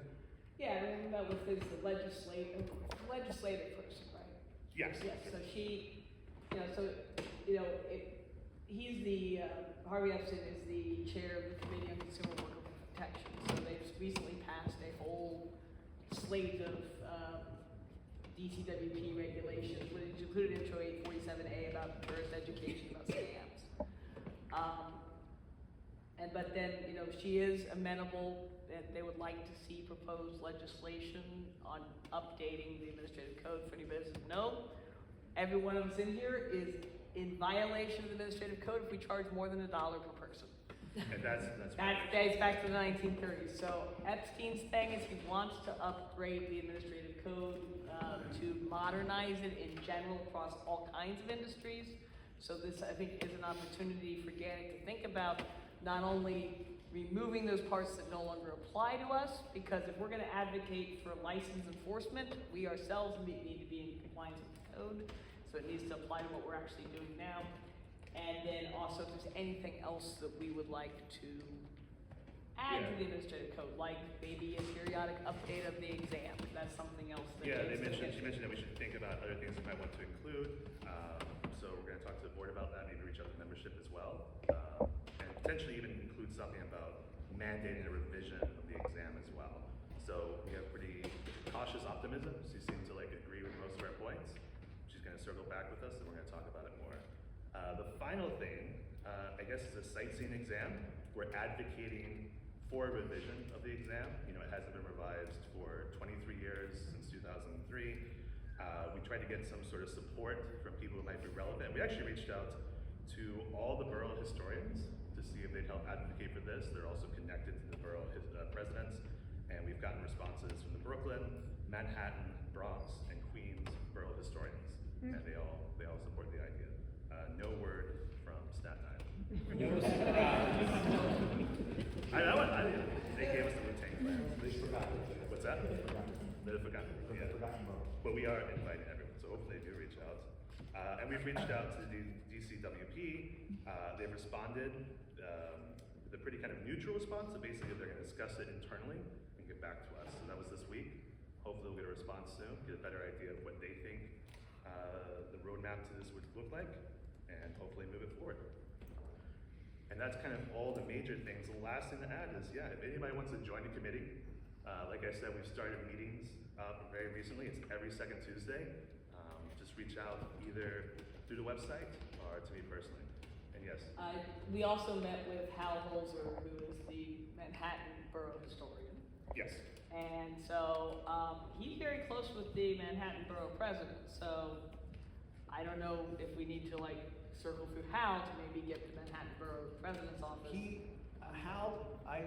emailed me about NYC 400, American 250, and he was all gung-ho about it. And I said, okay, we have a meeting? Okay, I can't go to the meeting, but can I go to the next meeting? I said, absolutely. I sent him a synopsis of the meeting, then he goes to me.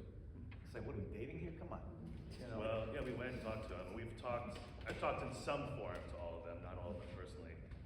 But he seemed to be in support of the idea and even mentioned potentially reaching out to the borough president as well. And we are going to circle back with them, but I think at this point we kind of need some feedback from the actual department that oversees it, because otherwise there's not much of a roadmap we can put in place. Because we reached out, there's a lot of support, like, oh, what do we do? And like, well, we don't know. Because we actually reached out to Gretchen Dijkstra as well, who was the last person to push for revision. We talked to me and Cherie talked to her on the phone, and she said tour guides protested out of her office the last time this happened. But I think it was just completely her own initiative. They kind of cobbled it together, and there's not really a procedure or a timeline for a new one. So it's really something, if it happens, we're gonna have to figure out. And I think that's about it. Any questions? So just wondering, what did they say when you mentioned the ticket guys down near the Staten Island Ferry? Did they understand how big that problem is? Yeah, Or, I think it was sort of like, technically it was like, we had 4 things on the agenda, but really that came up pretty quickly.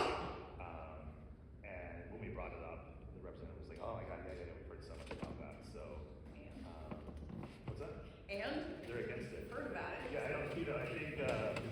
I think he's a relatively new council member. He's trying to figure out where he fits and everything. And he seems to be very interested in consumer and workers' protection. So we hope he's interested in this as well. They don't have like a bill or anything currently in place, but I think it's an issue that they're aware of. We're gonna, like I said, she's gonna circle back with us, and we're gonna go over it a little bit more. Any other questions for James? Cool, awesome. Thank you very much. Welcome to Saint James Presbyterian Church, and I want to start off by thanking GANYC member Mark Satlof for making all of the arrangements,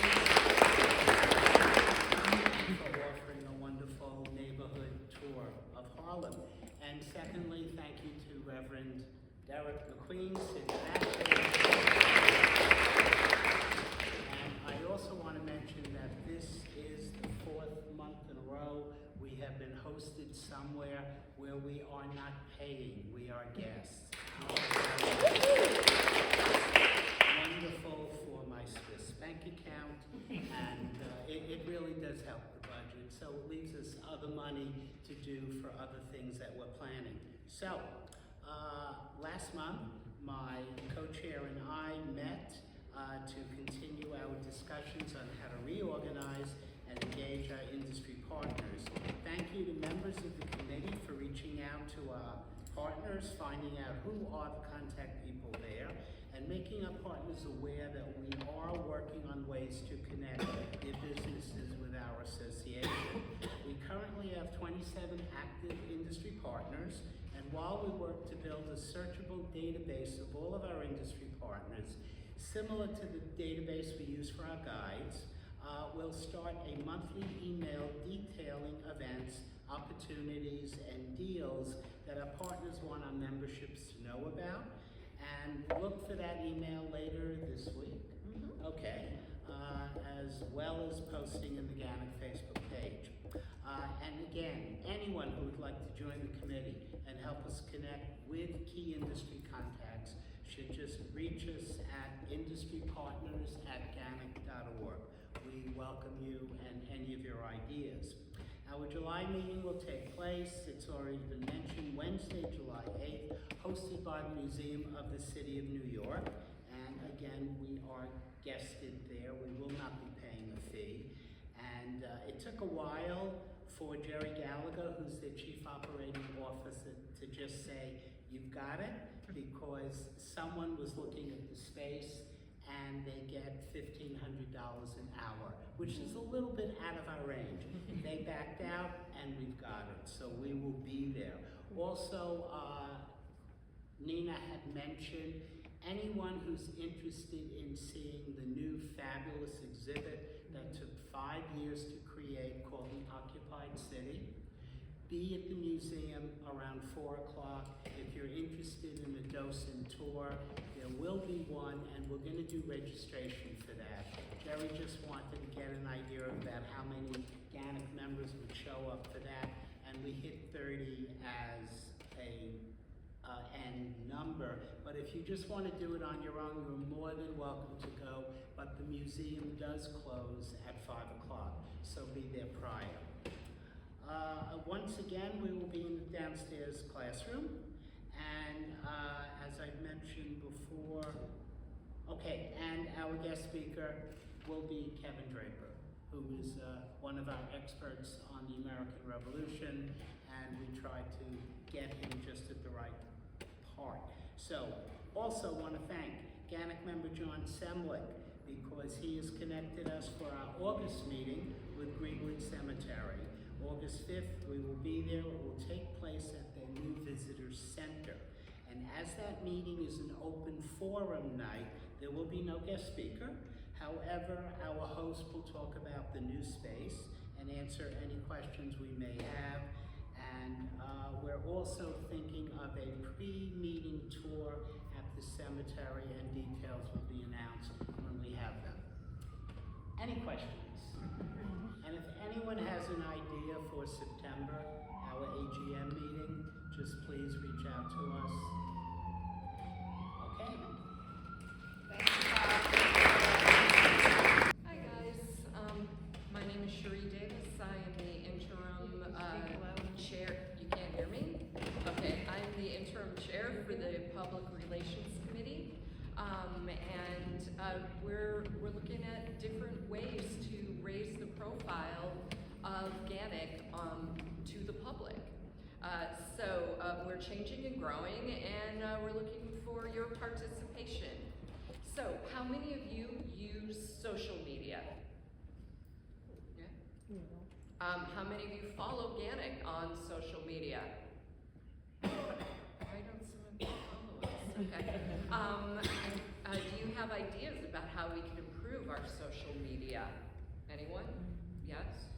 Yeah, okay. Do you have 1 or 2 hours a month to give to GANYC? Yeah? Come on, you all have 1 or 2 hours. There are almost 400 guides in GANYC. Imagine if half of you gave 1 hour a month to raising GANYC's profile across multiple platforms and communities. We could take over the world. People would know that we existed. How many times have you been on a tour and you mention you're part of GANYC or you're wearing your lanyard and people are like, what's that? So the goal is to let people know we exist and how amazing we are. So we're looking for people who have social media experience, even influencers, public and media relations experience, media experience, brand experience, photographers, videographers, video and sound editors, people in marketing, graphic design, copywriting, blog writers, design production, creative directors, brand experience, advertising, or you just want to learn any of that or be involved. This is a great way for people to actually make a difference and to let people know that we're here. So if you are interested in helping out, please email me at publicrelations@ganyc.org. We also have a talent survey. So even if you don't email me, if you go on the GANYC Wild Apricot calendar, you will see tomorrow we're having a public relations meeting, and you can fill out the talent survey form, and you can also get the Zoom information so that you can be there. It'll be at 6:30 tomorrow. And if what are some things you can do right now to be involved? Well, Andy McNeil is leading the charge on the 2 Truths and a Lie videos. We've had a couple people shoot a video, and we're going to use these not only to promote GANYC, but also the America 250 and NYC 400s free tours. And if you have any ideas on how to promote those, love that idea. Ivana Wilbraham, did I get that right? No. Not even near. Is working behind the scenes with a couple helpers to put together a consistent look and feel for guide profile videos. These will be used online for all the social media platforms, and the goal is to highlight guides and GANYC. Once we have a consistent look and feel, everyone will be able to come and have a video done and be promoted on our social medias. We also have Kyle Atkins, there he is. He's been doing all of these meetings and make sure that everything is up on YouTube. If you want to learn about how to do this, Kyle could use some help because, you know, life happens.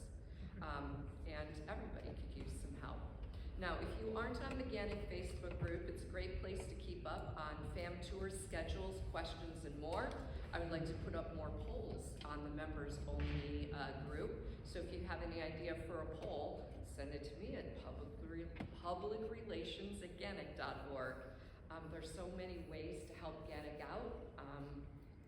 Consider giving an hour or two every month to raising the online profile of GANYC. Any questions? Okay, well, hopefully I see a few of you tomorrow at our meeting. I would just like to personally acknowledge Kyle. Yeah. Right here.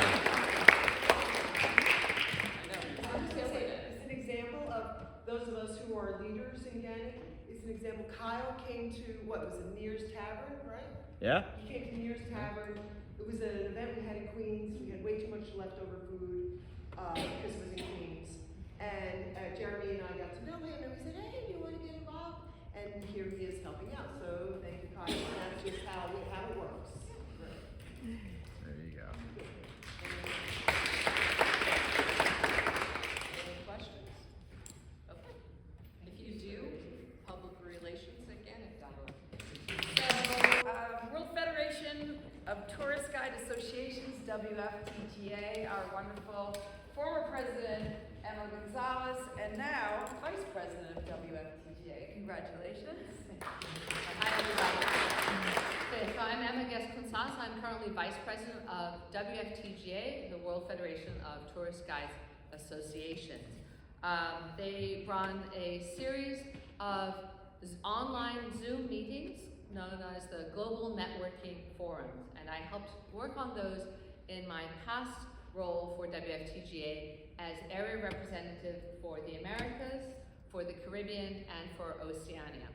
Since I'm now vice president of WFTGA, I've stepped down from my role as area representative. We have Barbara Demas, who is a wonderful guide in San Francisco, and then also Martha Seeley, who is a guide in Costa Rica. And they are splitting the Caribbean and Oceania as well. Oh, and the reason Oceania is in with the Americas and the Caribbean is because of the time difference, because we're hours enough apart that we can actually have meetings all at the same time. So on June 4th, which is Thursday, there's going to be a GNF, a Global Networking Forum, at 6 p.m. You are all welcome to join it. This is an online meeting. You get to see guides from across the globe, little squares, little faces of guides across the globe. If you go to WFTGA.org, look under activities, and you'll find this is Global Networking Forum. You can click on that. You can sign up for the WFTGA newsletter. Follow WFTGA on social media. The links are always there on our Facebook and our Instagram about how to sign up for that. Register for it.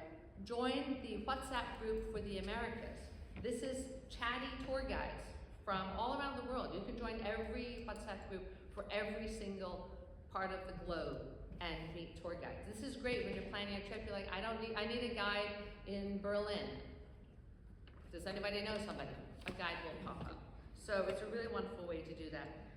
WFTGA, Jim mentioned the NFTGA conference is in Utah in January. 2028 will be the World Federation Conference in Peru, and it's going to be at the beginning of March. So that's always something in the future. But if you have any questions about WFTGA, please let me know. I have my own WFTGA address, emma@WFTGA.org. You can always contact me and ask me any questions you may have about that. Now, I'm not sure about my time limit. Anybody have questions about WFTGA? So, Do you have anything else?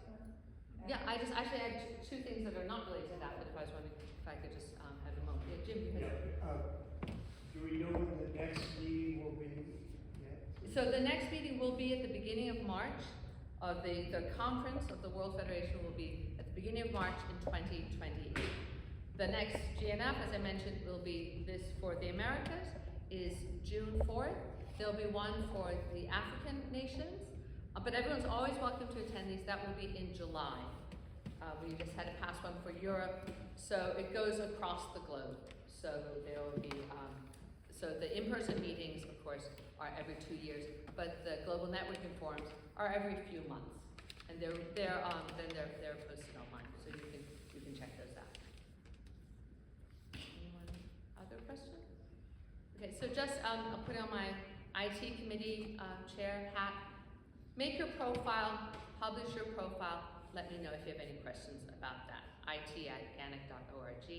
And then finally, and I'd just like to thank Anne for her comment at the start of the meeting. And just want to let everybody know that we talked today about community. The Reverend spoke to us about community. Everybody who's a volunteer, from the board to the committees, past board members, past committee members, to current board members, current committee members, if the members are the body of GANYC, they're really the beating heart of it. And so I really encourage you all to get involved. And everyone has this membership's best interests at heart. Mistakes will be made, feelings will be hurt, noses will be bent out of shape. But in the end, we're all about serving our membership. And the best way that we can serve, GANYC members can serve each other, is by participating. So if you're a new member, I encourage you to become involved. If you're an old member, I encourage you to try another committee. Or if you've been a long-time committee member, maybe take a break. Give yourself a little break from GANYC. But we're here because of you, and you are here because of us. So we really appreciate that. So thank you, Anne.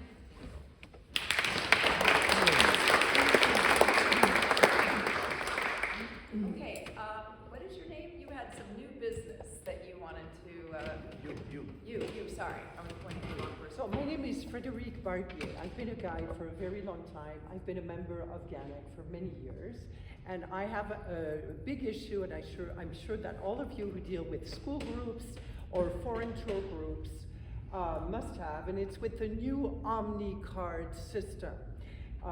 They used to be available, the Metro cards, unlimited Metro cards, weekly Metro cards, or different Metro cards, 2-trip, 4-trip, used to be available in many places, and you could also order them in bulk from the MTA. And since the MTA has switched over to the new Omni system, it's no longer possible.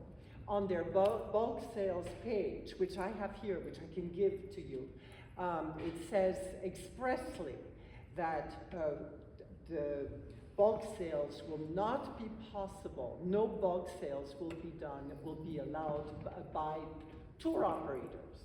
And this is something which really hurts tourism, especially international tourism. It says expressly that international tourists, will have to use their credit card. Well, the problem is they're afraid of fraud. There are foreign exchange fees. Also, if they have Apple Pay or Google Pay, but if they have a cell phone and they're working with Wi-Fi, there may not be any Wi-Fi in the station, so it may not work. So these are all bogus arguments. I'm sure all of you who deal with school classes, big school groups like World Stride, where the kids are using the subway all the time, this is really something which hurts tourism globally. And I have had, in the last couple of months, to get money out of the bank, because you know that if you try to buy two Omni cards with your credit card, the second transaction will not work. Same thing with a debit card. And then sometimes if you try using a credit or a debit card over several days, say you have a group like I just did coming in with 45 people, and I'm being told by the agency to procure those Omni cards, the danger is that your debit card will be just frozen by the bank because of fraud concerns. We're dealing with a lot of scams right now everywhere. Anyway, I am having to go to the bank to get the money in small bills, and then I'm having to go to my subway station in Astoria, which has 3 Omni cards machines. That's great. Recently, I was in Brooklyn with a group of something like 45 people, and I had distributed the money, $37, $1 for the card, and then 12 trips, $36 to make it a weekly card, because after 12 trips, anything within a 7-day period is free. And I explained to these people, they were from France. I said, you have different possibilities, Apple Pay, Google Pay, etc. Or you can use your credit card. Or when we get to the subway station, I will help you get an Omni card. Well, nobody took any of the other options. In other words, I went to the Clark Street station, which is a lot bigger than the J Street station, which is tiny, and dark. And they had one Omni card machine. And I was really fearful that they were going to the machine was going to run out of Omni cards. Yeah, which can happen. And I thought it's insane for such an important station to have only one machine. So I think we need, I came here today because I don't know if there's something, you know, as one tour guide, I mean, I thought the governor might have more, I think the governor really could have influence over GANYC. I don't know, not GANYC, at the MTA. I don't know to what extent the city of New York or the mayor cares about this or can tell anything to the MTA. But I think it's, sorry? So let me, thank you for bringing that up. A number of us have already, like I just had a group from Argentina, 40 kids, and the tour operator just had to put money on each of the cards because there's no such thing as unlimited, and they were going to be using it incrementally over 3 weeks.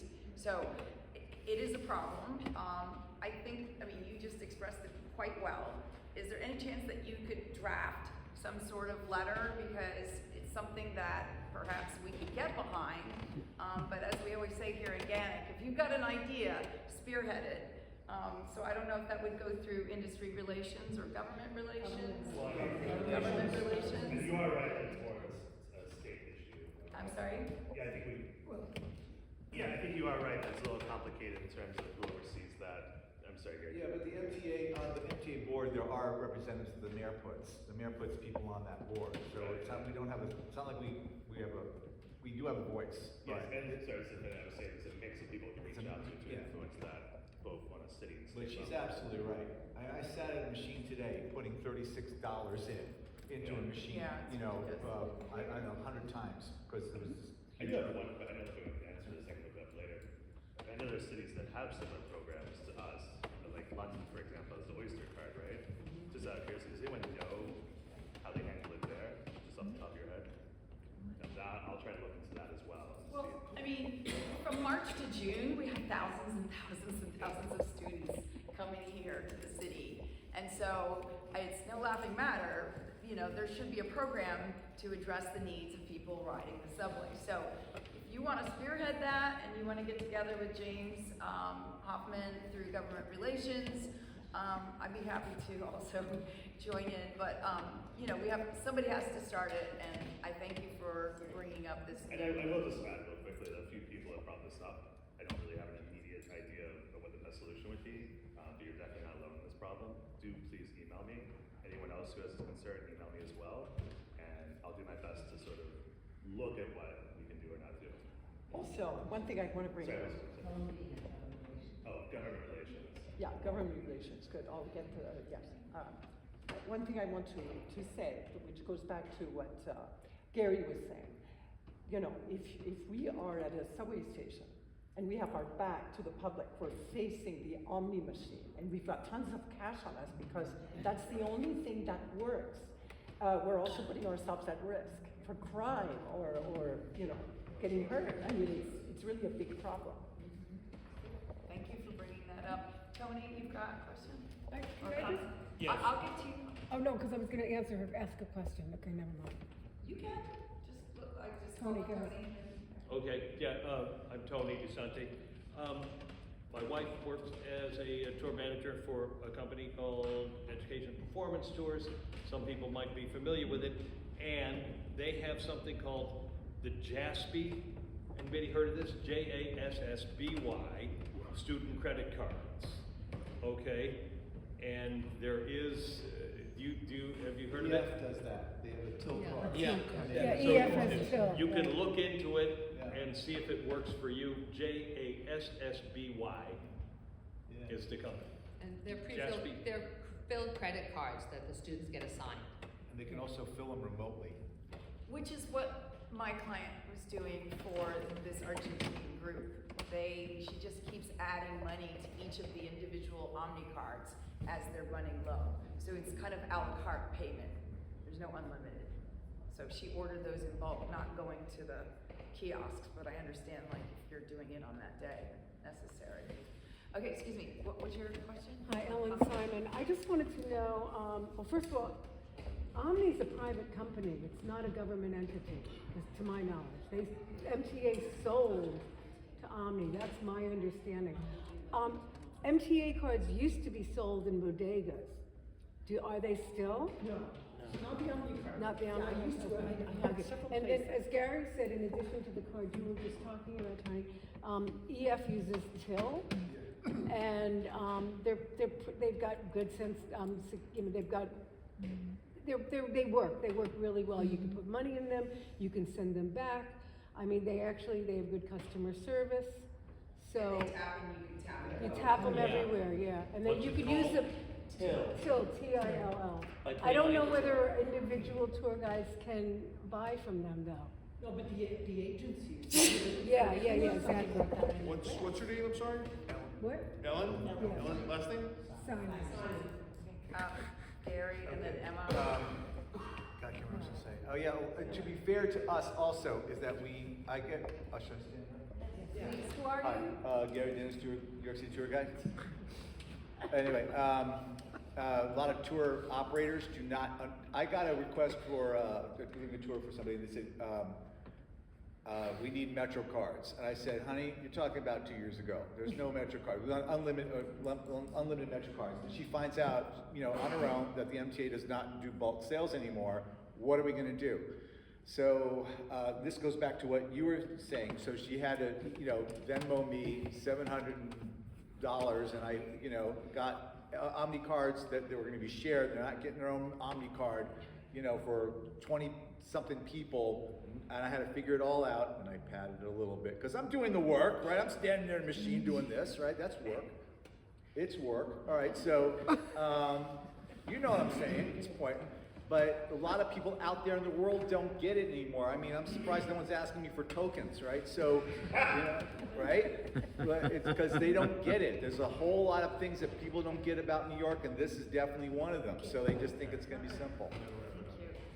Okay, Jim, Carr. Yeah, so it is an issue in Washington, D.C. as well. So we want to stay in the loop on this, and we'll share information on this issue. So, what about Donna Hayes? She's a connection that we have at the MTA? Oh, she's Metro North. I know who you're talking about, yeah. Yeah, right. Well, I mean, she must know somebody, though. She's in the part of the organization. We should all email the members of the MTA board. Like everybody at GANYC, we should get their email addresses and come up with a letter and say, listen, you guys might not realize what we're going through here, but you changed the entire system, and this is how many $1 billion worth of revenue the tourists bring to New York. We need to, Right. So what's the matter with you? What? You gotta tell them what's the matter with you. What's the matter? I just want to say, I ran into Gelber at that fabulous event at the New York Historical Society. You all should go to this Dutch art event at the New York Historical Society. It's fantastic. And there was Gelber was very nice. I went up to him and I just said, hey, I love the app. This new app for the MTA. And he was very nice. He was very approachable. So I think maybe we tweet at Gelber and say, Mr. Lieber, we need your help. We're tour guides and we can't buy bulk cards anymore. Well, We Janet, might send do it something. I'll see what else. Just a thought. Well, look at you stirred up. No, it's really important, and I'm glad you did. Thank you for that. Any other new business, unfinished business? Oh, I'm sorry. This is like you may have already looked at, Andy McNeil, you may have already looked into this, but nonprofits can bulk order Omni cards? Just nonprofits, because that's it. But we are a nonprofit, right? But we're GANYC. We're an association. Yeah, you can order them and then give them to her, right? You have to register in some fashion, and we're a Yeah. nonprofit. Agreed, but that's only if we were buying cards for a group of our own. We're talking about all these tour operators all over the city. We can't be an agency to buy cards for other tour operators. No, but this. We can't do it. We're a not-for-profit. We could do it only if we were doing it for our, like say a fam tour where we're, running around on the subway. But anyway, I think that this is to be discussed, to be researched, and to find the right person to speak with. But yeah, certainly a write-up of our grievances. Okay. Okay, so any other business, unfinished or new? That's what I was just about to do.